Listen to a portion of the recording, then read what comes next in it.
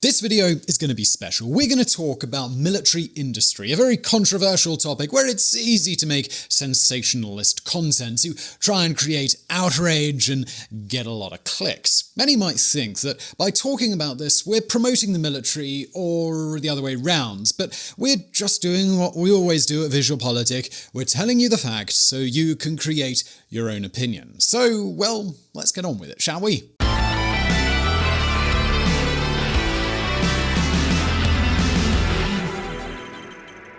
America is the world's biggest army, but you already know this. What you probably don't know is just how big it is. To put it into perspective, each year the White House spends more on defense than the whole of Poland's GDP.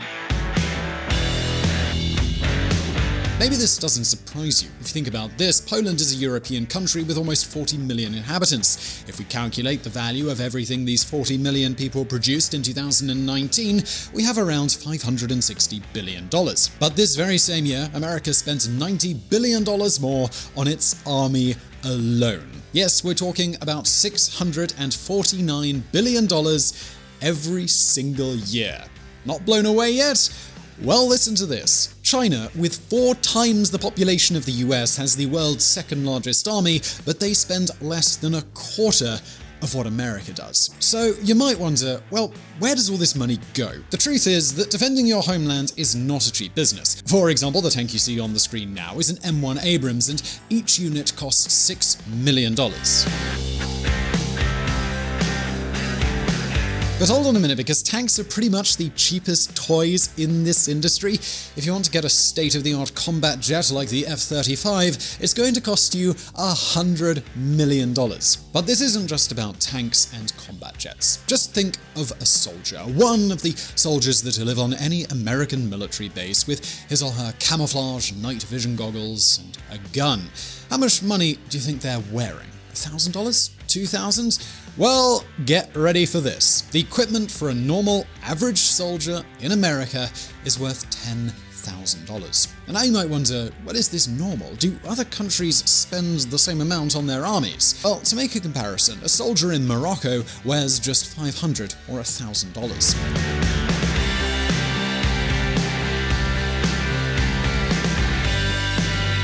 As you can see, we're talking about a serious industry here, an industry that employs 1.5 million people. Some work for the army, and some work for the many, many companies creating weapons for America. And yes, this is a great business for many.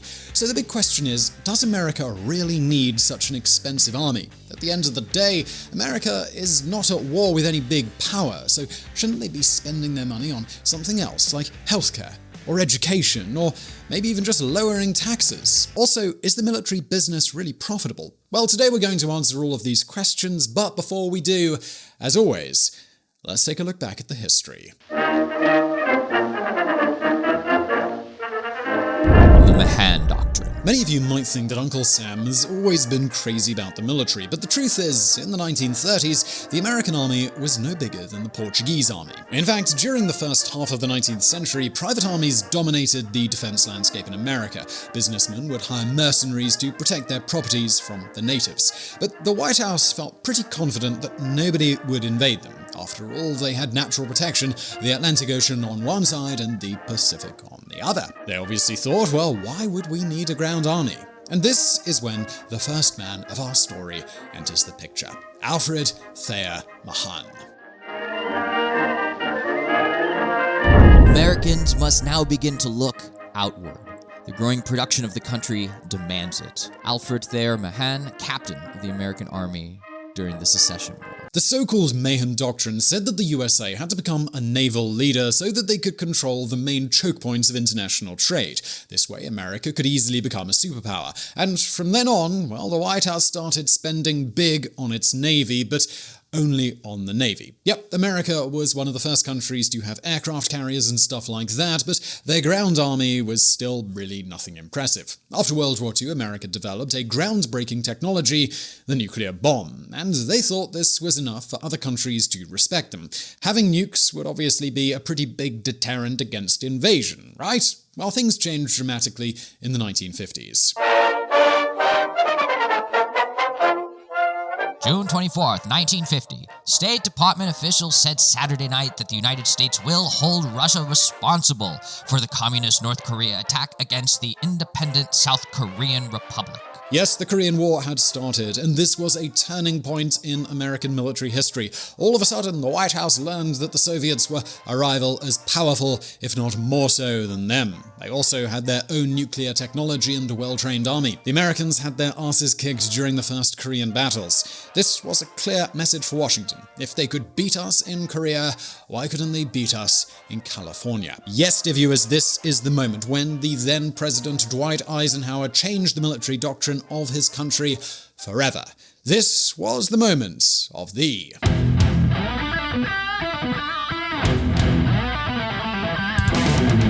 Deterrence Strategy. You might be surprised, but during World War I, some armies fought on horseback with swords. Back then, wars were about strategy and vast numbers of soldiers fighting on the ground.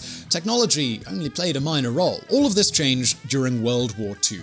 The German V2 rockets were a complete technological game-changer which allowed the Germans to bomb London from hundreds of miles away. The same happens with the Manhattan Project. There were more scientists during the development of the nuclear bomb than soldiers. So the game changed forever. It was not about who had the most soldiers anymore. Instead, it was about who had the best technology. And Mr. Eisenhower was the first president who realized this. We have been compelled to create a permanent armaments industry of vast proportions. Added to this, 3.5 million men and women are directly engaged in the defense establishment. We annually spend on military security alone more than the net income of all United States corporations. Ironically, in this address, the president warned his successor of the potential risks of spending so much on the military. But it was too late. The military race had already started, and with it, a brand new doctrine: deterrence. Deterrence. The act of discouraging an action or event by instilling doubt or fear of the consequences. All right, but let's explain what this really means, and I'm going to give you an example. What you see here is a Spitfire, a combat aircraft from World War II. This was made in a car manufacturing facility which turned into a military factory during the war. Most of the pieces, including the fuselage, are made with screws and pieces very similar to those that automobiles used at the time. Now this thing here, that's an F-86, made just 10 years later. Here, we're talking about a jet that can surpass the speed of sound. This means it needs a special fuselage, something you can't just build with hammers and screwdrivers anymore. All of the component parts of this small piece of art have to be made by a dedicated team focused on military technology. So what does all of this mean? This means that before you could convert civil factories into military ones. Now, well, don't even think about it.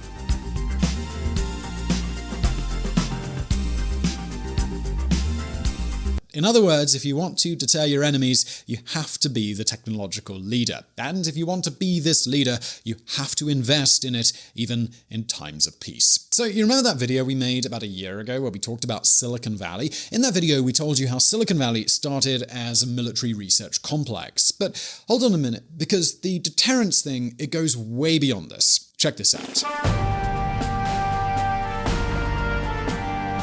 Eternal War. At the beginning of this video, we told you how a random American soldier has more than $10,000 of state-of-the-art equipment on his shoulders, right? Now, I know many of you thought at that moment, well, now maybe some of you at the moment thought, well, it'd be kind of cool to see what their gear is, to try it out. I mean, nobody likes war, but it's pretty interesting. Well, the reality is you wouldn't even know where to start. Each soldier today must know how to control a drone, use camouflage technology, and send encrypted messages with the radio. It's really not an easy thing to learn. So, what does that mean? It means the end of mandatory recruitment.